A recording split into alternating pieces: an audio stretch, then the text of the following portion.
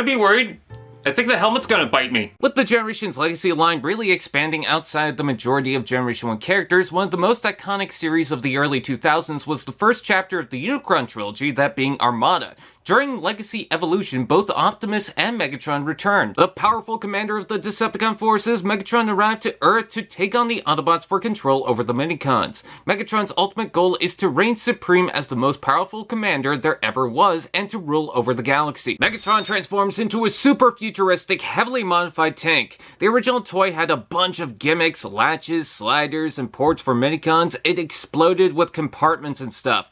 But with this Generations figure, the focus on that was lost. That's not out of the ordinary, especially since Minicons came in late. At least it's littered with portholes. As a force against Optimus Prime, it's still insane looking, with so much different greebling, armor, Decepticon colors, and hardware. It's what the 2000s call pretty normal. If the massive treads don't crush you, the large pinchers aren't gonna tickle. The whole thing rolls fine with tiny wheels, and the turret base rotates while the main one moves up and down. There's a bonus smaller turret that pops up from the back and rotates. I like how so many details are different on both sides. It's a pretty solid figure, so solid that the feet are forced to lock into place. Sadly, I can't compare it to the original unless you were hoping for the McDonald's toy, in which that is weirdly specific. As a crazy iteration revised for the modern age, if you had experience with the original, you might be disappointed even if you get the point. But it is a really solid tank. Robot mode.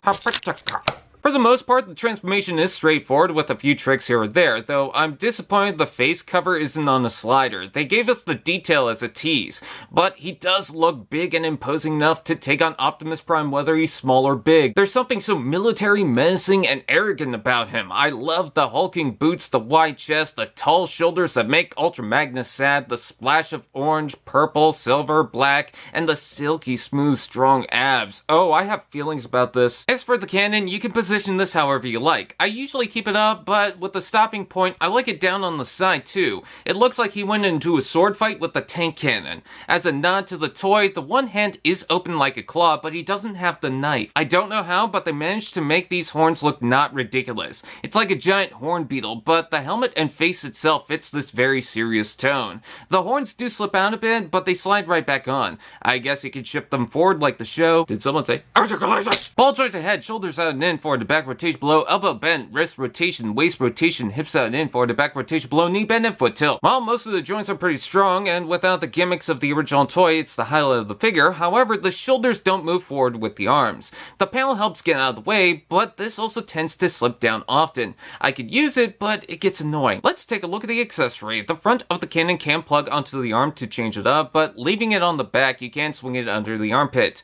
Like the original toy, you can shift it forward for the ultimate beer gut weapon. You can't bring it down. They knew what they were thinking. Now we're just waiting on the tidal wave parts. I will admit my recommendation for this figure sort of depends on how you feel about the original toy.